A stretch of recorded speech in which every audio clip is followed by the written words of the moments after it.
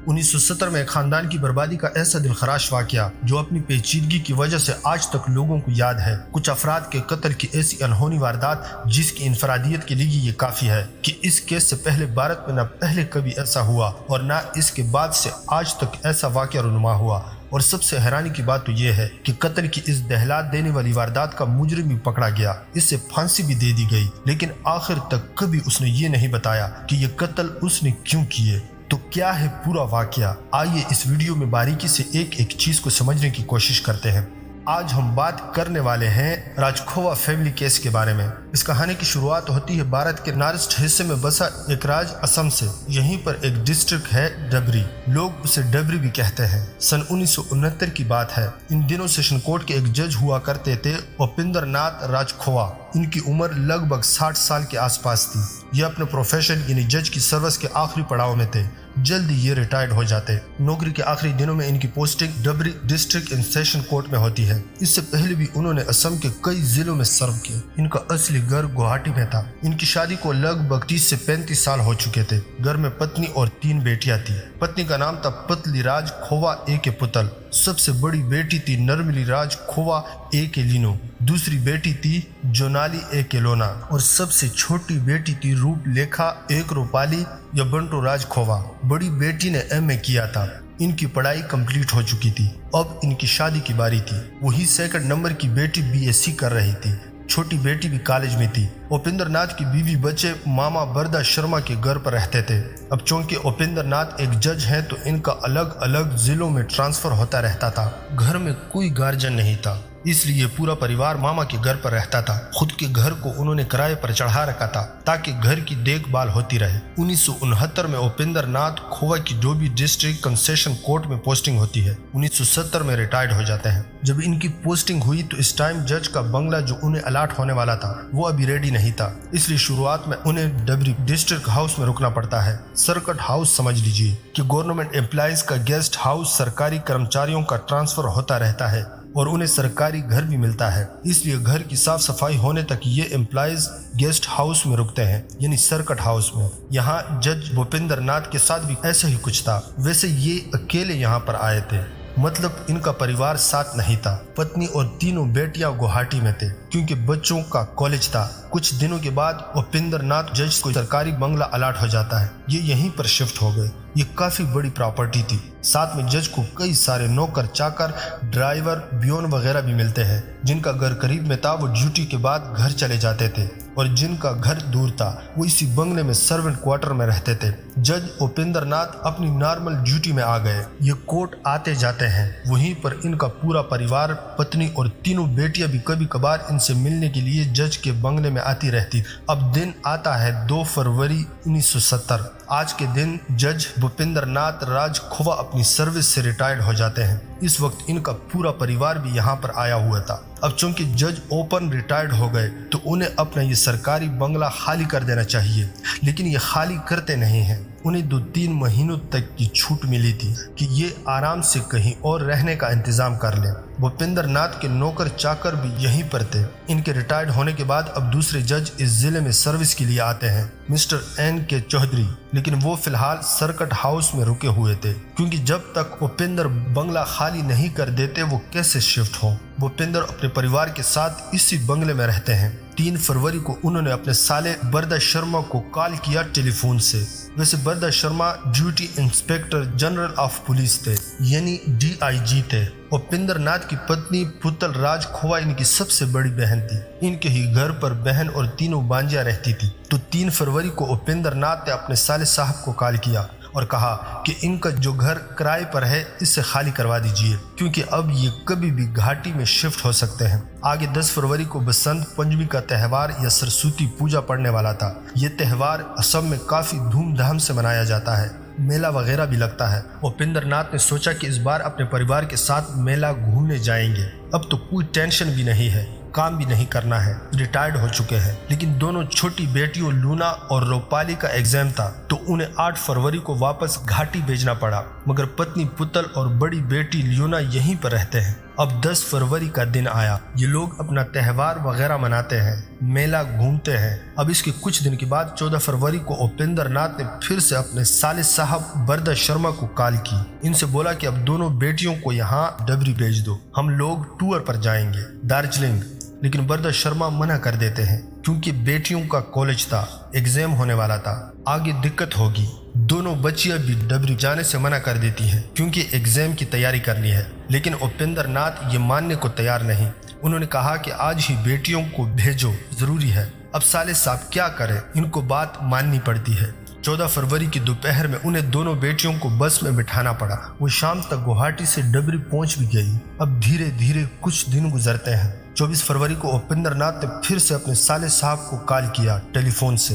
इनसे कहा कि तुम्हारी बहन बोल रही है कि हमारा घर खाली करवा दो, हम वहां पर रहने के लिए आ रहे हैं। बरदा शर्मा मान गए और घर खाली करवा दिया। अब अगले दिन यानी 25 फरवरी को इस बात की सूचना देने के लिए साले साहब ने जज को फोन किया, मगर वो फोन नहीं उठाते। कई बार कॉल की मगर वो कोई जवाब नहीं देते। धीरे धीरे दिन बीत रहे थे। बरदा शर्मा की अपने जीजा जी, अपनी बहन और तीनों भांजियों सबसे बात होनी बंद हो गई। बरदा शर्मा और इनकी पत्नी दोनों ही परेशान होने लगे। फरवरी से मार्च आ गया, पूरा मार्च बीत गया। अब अप्रैल आया। 13 अप्रैल को उपेंद्र नाथ ने अपने साले साहब और इनकी पत्नी को लेटर लिखा जिसमें था कि इनका पूरा परिवार यानी पत्नी और तीनों बेटियां दिल्ली से अभी तक लौटी नहीं, इसलिए अब ये दिल्ली जा रहे हैं। बरदा शर्मा को कुछ समझ नहीं आ रहा था। दोनों छोटी बच्चियों का एग्जाम भी छूट चुका था। उन्होंने सोचा कि परिवार कहीं दिल्ली में घूम रहा होगा। जैसे जैसे दिन बीत रहे थे बरदा शर्मा की टेंशन बढ़ती जा रही थी, जो कि राज खोवा फैमिली के किसी मेंबर से इनका कांटेक्ट नहीं हुआ था। जब इनसे रहा नहीं गया तो ये अप्रैल के आखिरी दिनों में घाटी से डबरी पहुंचे और इस सरकारी बंगले में गए। वहां पर पता चलता है कि उपेंद्र ने तो 15 अप्रैल को ही बंगला खाली कर दिया था और वो यहाँ से चले गए थे। अब आखिर राज खोवा परिवार कहाँ पर चला गया? ना तो ये गुवाहाटी में आए थे न दिल्ली गए थे। बरदा शर्मा के कुछ रिश्तेदार दिल्ली में भी रहते थे। उन्होंने भी कहा कि राज खोवा परिवार यहाँ पर नहीं आया था। अब बरदा शर्मा निराश होकर वापस लौट जाते हैं। लेकिन जून 1970 में ये वापस डबरी आए। इस बार ये सोचकर आए थे कि अपनी बहन, जीजा जी और भांजियों का पता करके रहेंगे। ये पहले तो सरकारी बंगले में गए। वहां पर नए जज आ चुके थे। इनका परिवार शिफ्ट हो चुका था। इन लोगों से बात की गई। इन लोगों ने सुझाव दिया कि आप एक बार कोर्ट में जाकर पता कीजिए, शायद उपेंद्र के साथ काम करने वाले लोग कुछ बता सकें। अब बरदा शर्मा डोबरी सेशन कोर्ट पहुंचते हैं। वहां पर इनकी मुलाकात गोलो शर्मा और जयप्रकाश चक्रवर्ती से होती है। ये दोनों ही लोग डिस्ट्रिक्ट जज ऑफिस में असिस्टेंट थे।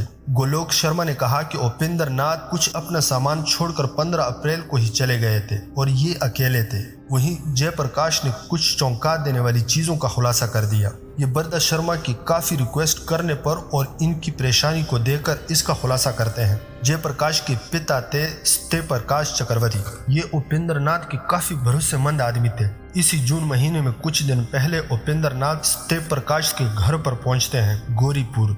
यहाँ पर ये 3 दिन रुकते हैं। उपेंद्र नाथ ने सत्यप्रकाश से कहा कि उन्हें जमीन खरीदना है, कुछ प्लाट दिखा दीजिए, इस पर ही ये आश्रम ओपन करेंगे। सत्यप्रकाश ने 3 दिनों तक अलग अलग प्लाट दिखाते हैं। उपेंद्र ने इनसे कहा कि आप ये बात किसी को बताइएगा मत। इस वक्त वहाँ पर जयप्रकाश भी मौजूद थे, तो उपेंद्र ने सत्यप्रकाश से कहा कि आप ये बात किसी को बताइएगा मत कि प्लाट खरीद रहे हैं, क्योंकि मैं इतने सारे पैसे लेकर घूम रहा हूँ। अगर किसी को पता चल गया तो अनहोनी हो जाएगी। 3 दिनों तक सत्यप्रकाश के घर पर रहने के बाद उपेंद्र नाथ यहाँ से निकल जाते हैं। जाते वक्त सत्यप्रकाश ने इनसे पूछ लिया कि आप कहाँ पर जा रहे हैं। उन्होंने कहा कि सलगोड़ी में एक होटल है, सुवाय होटल, वहीं पर रुकेंगे। तो बेटे जयप्रकाश ने ये सारी बातें बरदा शर्मा को बता दी। ये सब पता चलने के बाद साले साहब ने तो डोबरी पुलिस थाने पहुँचते हैं। वहां पर ऑफिसर इंचार्ज से बात की। इसके बाद 25 जुलाई 1970 के दिन बरदा शर्मा,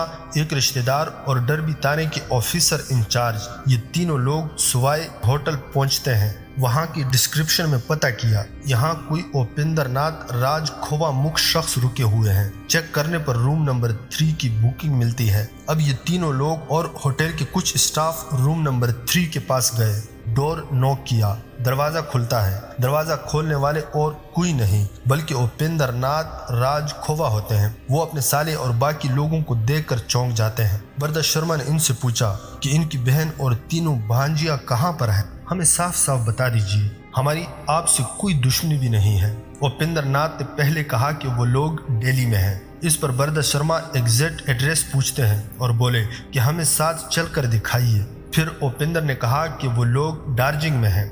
इस पर भी साले साहब ने सेम चीज कही कि हमें एड्रेस दीजिए और साथ चलकर दिखाइए। पर ये ना तो एड्रेस दे रहे थे न साथ चल रहे थे, यानी ये झूठ बोल रहे थे। फिर इन लोगों ने इनसे सख्ती से बात की। अब ये कहता है कि मैं ऐसे नहीं बोल सकता, मैं लिख कर बताऊंगा। अब उन्हें पेन और पेपर दिया गया। अब ये असमेज लैंग्वेज में लिखना शुरू कर देते हैं। सबकी नजर पेपर पर थी। ये लिखते हैं कि 10 फरवरी की रात में पत्नी पुतल घर में फिसलकर गिर गई थी। इनके सर में चोट आई और इसकी मृत्यु हो गई। बड़ी बेटी लीनू वहीं पर खड़ी थी। उसने सब कुछ देख लिया। इसको एक झटका सा लगता है, वो सहम गई। उसने ढेर सारी नींद की गोलियां खा ली, इससे इसकी भी मृत्यु हो गई। इन सब से उपेंद्र भी डर जाते हैं। उन्होंने भोर में ही स्टीमर गार्ड पर काम करने वाले लोगों को बुलाया। इनको 500 रुपए दे दिए और पत्नी और बड़ी बेटी दोनों के शव को ब्रह्मपुत्र नदी में फेंकवा दिया। अब उन्हें चिंता होने लगी कि बाकी दोनों बच्चियों को कैसे बताया जाए कि इनकी मम्मी और बड़ी बहन इस दुनिया में नहीं है। 14 फरवरी को ये जिद करके अपनी दोनों बेटियों को गुवाहाटी से डरबी बुलवाते हैं। कुछ दिन ये इनके साथ रहीं, फिर उन्हें घुमाने के लिए ब्रह्मपुत्र नदी के पास ले गए। वहीं पर उन्हें अपनी दोनों बेटियों को इनकी माँ और बहन के बारे में बताते हैं कि ऐसे ऐसे हुआ है। इनकी माँ की गिरकर मृत्यु हो गई और इनकी बड़ी बहन ने सदमे से खुदकुशी कर ली। ये सारी चीजें उपेंद्र नाथ ने पेपर पर लिखी। यहाँ पर ऑफिसर इंचार्ज ने इनसे कहा कि आपको अभी थाने चलकर ऑफिशियल स्टेटमेंट देना होगा और मजिस्ट्रेट के सामने भी बयान देना है। उपेंद्र ने कहा ठीक है, मैं कपड़े चेंज करके आता हूँ। इसके बाद ये बेडरूम में गए, फिर वहां से बाथरूम में चले गए। कुछ देर के बाद बाथरूम के अंदर से चीखने की आवाज आती है। आवाज सुनकर यहाँ पर आए हुए लोग घबरा जाते हैं। जैसे तैसे बाथरूम का दरवाजा खोलते हैं। अंदर उपेंद्र ने खुद के पेट में चाकू मार दिया था। काफी गहरा घाव था। उन्होंने खुदकुशी करने की कोशिश की। इसके बाद उन्हें सिलीगुड़ी के हॉस्पिटल भेजा गया। होटल वालों से पता चला कि उपेंद्र यहाँ पर 7 जून से रह रहे हैं। आज तारीख थी 25 जुलाई 1970। ये अकेले यहाँ पर रहते थे और ये ठीक से खाना भी नहीं खाते थे। वो जब हॉस्पिटल गए तो वहाँ पर भी ठीक से खाना नहीं खा रहे थे। जब तक इनका इलाज होता है तब तक पुलिस की कई टीमें ब्रह्मपुत्र नदी में पत्नी और तीनों बेटियों को ढूंढने में लग गई। एक टीम लोगों से पूछताछ करती है, खास तौर पर इनसे जो उपेंद्र के साथ इस सरकारी बंगले में रहते थे, जैसे नौकर चाकर, ड्राइवर, बियोन वगैरह। साले साहब बरदा शर्मा को होटल के कमरे की तलाशी के दौरान एक कागज का टुकड़ा मिलता है जिस बेड पर उपेंद्र सोते थे। इस बेड के पास मिला। इस पर इंग्लिश में लिखा हुआ था, मेरा नाम योनराज खोवा है, मेरी पत्नी और तीनों बेटियां इस दुनिया में नहीं हैं, तो मेरा भी इस दुनिया में रहकर क्या काम।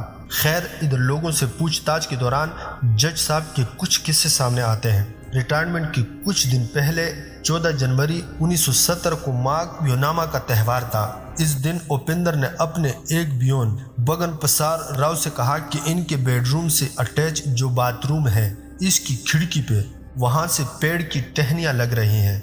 जब हवा चलती है तो अजीब आवाजें आती हैं, डिस्टर्ब होता है, इसलिए इस टहनी को कटवा दो। फिर बियोन बगन प्रसाद, मोहम्मद शाहिद, ये भी बियोन थे, और राधा नाथ मादी ये इस बंगले में माली थे। इन तीनों ने मिलकर टहनी काट दी। थोड़ी देर बाद उपेंद्र ने कहा कि पेड़ को जड़ से ही काट दो। तीनों ने और लोगों की मदद से जड़ से पेड़ को काट दिया। अब बाथरूम के बाहर साइड गड्ढा सा हो गया। उपेंद्र ने फिर से कहा कि इस गड्ढे को खोदकर और भी बड़ा कर दो। यहाँ दूसरे पौधे और फूल लगाएंगे ताकि जब नया जज यहाँ पर आए तो इसको याद रहे। बियोन और माली ने ऐसा ही किया, गड्ढा और खोद दिया। अब इसके 2 दिन के बाद उपेंद्र ने फिर से इनसे कहा कि किचन के पास वाला पेड़ भी काट दो जड़ से, तो माली और बयोन ने ऐसा ही किया। वहां का भी पेड़ कटवा दिया। उपिंदर ने इस गड्ढे को भी और बड़ा कराया क्योंकि यहाँ पर भी पौधे लगने थे। अब सरकारी बंगले में 2 बड़े बड़े गड्ढे हो गए। 2 फरवरी को जज रिटायर्ड हो जाते हैं। इनकी फैमिली यहीं पर मौजूद थी। जब वाइफ पुत्र ने बाथरूम के पास वाला गड्ढा देखा तो उसे अजीब लगता है। सुबह जब उपिंदर नहा रहे थे तभी पत्नी ने नौकरों से कहकर वो गड्ढा भरवा दिया। उपिंदर को जब ये बात पता चलती है तो ये बहुत गुस्सा होते हैं। फिर से ये वहीं पर गड्ढा खुदवाते हैं, मट्टी बाहर निकलवाते हैं। आगे एग्जाम की वजह से दोनों छोटी बेटियां गुवाहाटी निकल गईं। 10 फरवरी को सरस्वती पूजा था। उपिंदर ने सभी नौकरों की छुट्टी कर दी। कहा कि मेला घूम आओ। ये खुद भी अपनी पत्नी और बड़ी बेटी को लेकर मेला घूमने गए। स्टाफ के लोग भी इनके साथ घूम रहे थे। आगे बियोन शायद मेला घूमकर अपने घर चला गया। इसका घर करीब में था। फिर बियोन, बगन प्रसाद और बंगले का एक और नौकर उमेश, ये भी सर्वेंट क्वार्टर आ गए। उपिंदर नाथ और इनका पूरा परिवार भी घर पर लौट आया। रात में 8:30 बजे के आसपास बगन प्रसाद ने देखा कि उपिंदर नाथ अपने बंगले के कंपाउंड में आए और वहां पर बोन फायर किया और आग तापने लगे। ये फरवरी का महीना था, यानी ठंड का मौसम था। कुछ देर के बाद वाइफ और बड़ी बेटी पर यहाँ आकर आग तापने लगे। 10 बजे इनका खाना पीना हुआ। फिर सभी लोग सोने के लिए चले गए। अब 11 फरवरी की सुबह होती है। सभी लोग अपने काम पर लग गए। तभी नौकरों को एहसास हुआ कि दोनों मालकन यहाँ पर नहीं है, यानी उपिंदर नाथ की पत्नी और बड़ी बेटी। बुयोन बगन प्रसाद ने उपिंदर नाथ से इस बारे में पूछा। वो बोले कि कुछ इमरजेंसी आ गई थी तो उन्हें गुवाहाटी जाना पड़ा। मैं उन्हें बस स्टॉप पर छोड़ आया भोर में। ये बात थोड़ी अजीब थी। घर में इतने सारे नौकर चाकर थे, ड्राइवर थे, इनसे बोल देते, वो लोग छोड़ देते। ये सभी लोग वापस अपने काम पर लग गए। बियोन बगन प्रसाद भी कुछ काम के लिए बाजार चले गए। जब ये बाजार से लौटे तो देखा कि बाथरूम की नाली से लाल रंग का पानी आ रहा है। बाथरूम का वेस्ट पानी नाले से बाहर निकल रहा था। वो कवर भी नहीं था, इसलिए बगन प्रसाद ने साफ साफ देख लिया। वो फौरन उपिंदर नाथ के बाथरूम में गए जो कि बेडरूम से अटैच था। वहां बाथरूम में देखा कि उपिंदर नाथ कुछ कपड़े धो रहे हैं। आज तक इन लोगों ने उन्हें कपड़े धोते हुए नहीं देखा था, नौकर वगैरह ही धोते थे। उपिंदर ने कहा कि अभी रिटायर्ड हो चुके हैं, खाली बैठे हुए हैं घर पर, सोचा कि यहीं काम कर लूं। ये एक बेडशीट, पीलो कवर, पाजामा और शर्ट धो रहे थे। शर्ट और पीलो कवर लाल रंग के थे। तो बगन प्रसाद ने सोचा कि कपड़े रंग छोड़ रहे होंगे। वापस जब ये बंगले से बाहर निकले तो इनकी नजर एक और चीज पर गई। बाथरूम के पास वाला जो गड्ढा था, इसमें मिट्टी भर दी गई थी, पूरा बराबर हो चुका था, जैसा कि यहाँ पर कभी गड्ढा हुआ ही ना हो। उपिंदर से पूछने पर ये बोले कि पौधे आने में टाइम है, ये गड्ढा खतरनाक हो सकता है, कोई गिर सकता है, इसलिए इसको भरवा दिया। मतलब रातों रात इनकी वाइफ और बेटी कहीं चले गए और रातों रात ये गड्ढा भी भर गया। इसी 11 फरवरी के दिन उपिंदर के कुछ जानकार इनसे मिलने के लिए आए। ये अपनी वाइफ के साथ उपिंदर से मिलने के लिए आते हैं इनके घर पर। इस वक्त उपिंदर नाथ इस टर्न साइड वाले बरामदे में बैठे हुए थे। वो लोग भी यहाँ पर बैठते हैं। बातचीत शुरू होती है। इसी बीच में जानकार की वाइफ को वॉशरूम जाना था।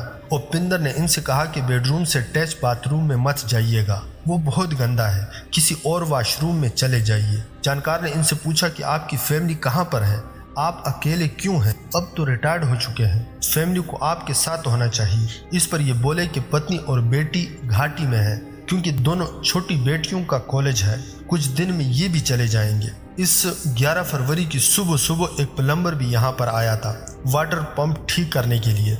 उसने देखा कि बाथरूम के बाहर जो गार्डन है वहाँ पर जज साहब फावड़े से जमीन लेवल कर रहे हैं, बराबर कर रहे हैं। अब 14 फरवरी के दिन उपिंदर नाथ ने अपनी दोनों छोटी बेटियों को गुवाहाटी से डबरी बुलवाया। इनके मामा बरदा शर्मा से बोला कि हम दार्जिलिंग घूमने के लिए जाएंगे। शाम में उपिंदर नाथ खुद अपनी दोनों बेटियों को लेने के लिए बस स्टॉप तक गए थे।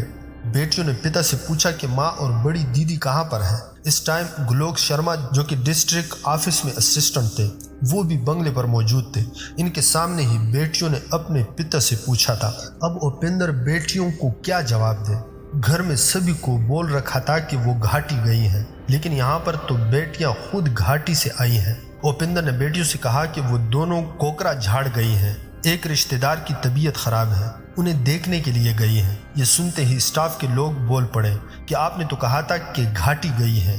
अब इस पर उपिंदर ने कहा कि वो घाटी के लिए ही निकली थी, लेकिन रास्ते से उन्हें कोकरा झाड़ जाना पड़ गया। 25 फरवरी की सुबह में 10 बजे के आसपास दोनों छोटी बेटियां घर के बाहर घूमती हुई नजर आई। ये आखिरी और बेटियां दिखी थी। दोपहर के टाइम बियोन बगन प्रसाद ने वारिंदे में खड़ी काली रंग की एक गाड़ी देखी। उपिंदर नाथ इस गाड़ी के ड्राइवर से कुछ बात कर रहे थे। बेगन प्रसाद यहाँ से चुपचाप सर्वेंट क्वार्टर चले गए। शाम को 4:30 बजे के आसपास जब बगन प्रसाद वापस बंगले में आए तो देखा कि यहाँ पर दोनों छोटी बेटियां नहीं हैं। उन्होंने उपिंदर से पूछा। वो मुस्कुराते हुए बोले कि उन्हें एक दोस्त की गाड़ी से वापस घाटी भेज दिया है। बियोन शाहिद और असिस्टेंट गोलोक शर्मा भी ओपनली यही बात बोलते हैं। फिर 26 फरवरी को वो किचन के पास वाला गड्ढा भी स्टाफ ने भरा हुआ देखा। उपिंदर ने इसका भी सेम रीजन बताया कि कोई गिर सकता है, खतरा है, पौधे आने में टाइम है, इसलिए भरवा दिया। इसके बाद 15 अप्रैल को रिटायर्ड जज ने बंगला खाली कर दिया और सिलीगुड़ी एक्सप्रेस से निकल गए। फिर ये कहाँ गए किसी को कुछ पता नहीं। इधर उपिंदर नाथ राज खोवा का हॉस्पिटल में इलाज चल रहा था, क्योंकि उन्होंने खुद के पेट में चाकू मारकर खुदकुशी करने की कोशिश की थी। फिलहाल वो खतरे से बाहर थे और धीरे धीरे रिकवर हो रहे थे। पुलिस की देखरेख में इनका इलाज चल रहा था। अब 7 अगस्त 1970 को डबरी से कुछ ऑफिसर्स उपिंदर नाथ को देखने के लिए आते हैं। ये काफी हद तक रिकवर हो चुके थे। इनसे पूछताछ शुरू हुई। 9 अगस्त आते आते उपिंदर नाथ राजखोवा ने कॉन्फेस कर लिया कि उन्होंने ही अपनी पत्नी और तीनों बेटियों का कत्ल करके जज के सरकारी बंगले में दफनाया है। पत्नी और बड़ी बेटी को 10 फरवरी की रात में मारा और उमेश के साथ मिलकर इसको बाथरूम के पास वाले गड्ढे में दफन कर दिया। फिर 25 फरवरी की रात में दोनों छोटी बेटियों को मारा और रात में ही इसी उमेश के साथ मिलकर किचन के पास वाले गड्ढे में दफन कर दिया। जब ये चीजें मीडिया में आई तो बहुत सनसनी फैलती है। इस टाइम एक तो जज का सरकारी बंगला, आसपास कई सारे बड़े ऑफिसर्स भी रहते थे, एक पोश इलाका था। ऐसी जगह पे 4 कत्ल करके इनको वहीं पर दफन कर दिया। ये अपने आप में बहुत बड़ी खबर थी। इस टाइम ये 9 अगस्त को खुलासा हुआ था। 10 अगस्त को पुलिस डबरी मजिस्ट्रेट से खुदाई की परमिशन लेती है। इस टाइम तक तो दूसरे जज भी वहां पर रहने लगे थे अपने परिवार के साथ, तो इनसे भी परमिशन लिया गया। उन्हें भी कोई आइडिया नहीं था कि जहां पर ये रह रहे हैं इस जमीन के नीचे 4 लाशें दफन हैं। सारी जगहों से परमिशन मिल जाती है। अब 11 अगस्त को मजिस्ट्रेट के सामने जज के बंगले की खुदाई हुई। 2 जगह उपिंदर ने बताई थी। एग्जैक्ट इसी जगह पर खुदाई होती है। वहां से 4 इंसानी कंकाल निकलते हैं, 2 एक गड्ढे से और 2 दूसरे गड्ढे से। इसके साथ कुछ कपड़े, सैंडल्स और कुछ गहने वगैरह भी निकलते हैं। इन सारी चीजों से साबित हो गया कि ये कंकाल उपिंदर नाथ की पत्नी और तीनों बेटियों के हैं। उपिंदर नाथ के द्वारा कत्ल के वक्त पहने हुए 2 कोट भी पुलिस ने बरामद किए, जिस पर रक्त के अंश पाए गए। 12 अगस्त को सिलीगुड़ी हॉस्पिटल से उपिंदर नाथ को अरेस्ट किया गया। 13 अगस्त तक उमेश भी अरेस्ट हो गया। 14 अगस्त को इंट्रोगेशन के दौरान उमेश ने बताया कि बंगले के कंपाउंड में मृतकों के सैंडल्स भी दफन किए गए हैं। उसने जहां जहां पर बताया वहां पर खुदाई होती है। वहां से 5 जोड़ी सैंडल्स बरामद हुए। 14 अगस्त की सुबह 10 बजे के आसपास उपिंदर नाथ का कन्फेशन मजिस्ट्रेट के सामने रिकॉर्ड होता है। 21 अगस्त तक उमेश का भी कन्फेशन ऑफिशियली रिकॉर्ड हुआ। सारी इन्वेस्टिगेशन के बाद 21 दिसंबर 1971 को सेशन कोर्ट में चार्जशीट सबमिट हुआ। इसमें 302 और 201 जैसे चार्जेस लगे, मगर इससे पहले डरबी जेल में उपिंदर नाथ वापस से खुदकुशी करने की कोशिश करते हैं। फिर उन्हें हॉस्पिटल भेजा गया। ट्रायल में डिले हुआ। इलाज के दौरान इनका मानसिक संतुलन भी चेक किया जाता है। इनमें बिल्कुल ठीक पाए गए, बस ये नाटक कर रहे थे, बिल्कुल होशो हवास में थे। आगे ट्रायल शुरू हुआ। 55 विटनेसेस ने गवाही दी। कोई चश्मदीद नहीं था, कोई डायरेक्ट एविडेंस भी नहीं था, केवल सरकमस्टेंटल एविडेंस थे। जिस सेशन कोर्ट में बैठकर एक टाइम ये उपिंदर नाथ राजखोवा फैसला सुनाते थे, इसी कोर्ट ने 27 जनवरी 1973 को इनके जुर्म के लिए इनको फांसी की सजा सुना दी। उमेश के खिलाफ कोई पुख्ता सबूत नहीं मिला था, इसलिए इसको बाइज्जत बरी कर दिया गया। अब ये फैसला हाई कोर्ट में चैलेंज होता है। हाई कोर्ट ने भी उपेंद्र की फांसी को बरकरार रखा, लेकिन उमेश को यहाँ पर उम्र कैद की सजा मिलती है। अब यह फैसला गया सुप्रीम कोर्ट। सुप्रीम कोर्ट भी सारे फैसलों को बरकरार रखती है, यानी एक को फांसी होगी और एक को उम्र कैद। इसके बाद उपेंद्र नाथ ने प्रेसिडेंट को मर्सी पिटीशन भेजा, वहां से भी रिजेक्शन मिला। फिर 14 फरवरी 1974 को जोरहट जेल में सुबह 6 बजे से पहले उपेंद्र नाथ राज खोवा को फांसी दे दी गई। इस तरह ये देश के इकलौते जज बन गए जिन्हें फांसी हुई हो। इससे पहले कभी किसी जज को फांसी नहीं हुई थी, खास तौर से कत्ल के लिए। आगे का कुछ पता नहीं। अब सबसे बड़ा सवाल ये था कि आखिर उपेंद्र नाथ ने अपनी बीवी और तीनों बेटियों का कत्ल क्यों किया। इनसे इंट्रोगेशन के टाइम पुलिस ने और सुनवाई के टाइम जज ने पूछा था, मगर ये कुछ नहीं बताते। अपना जुर्म तो स्वीकार कर लिया, लेकिन इसे क्यों किया गया ये कभी नहीं बताया। इनका ये राज इनके साथ ही चला गया। वो जो सरकारी बंगला था, इस टाइम के जज इसे खाली कर देते हैं। आगे और कोई भी जज वहां पर नहीं रहता। लोग इसे भूत बंगला कहने लगे। 2010 में गवर्नमेंट इसको तुड़वाकर जुडिशियल बिल्डिंग बनाने का फैसला करती है। 2023 में बिल्डिंग बनकर तैयार हुई। फिलहाल लोग यहाँ पर काम करते हैं, तो कहानी को यहीं पर ख़त्म करते हैं। आप इस केस के बारे में कमेंट करके ज़रूर बताइए कि ये वीडियो आपको कैसी लगी।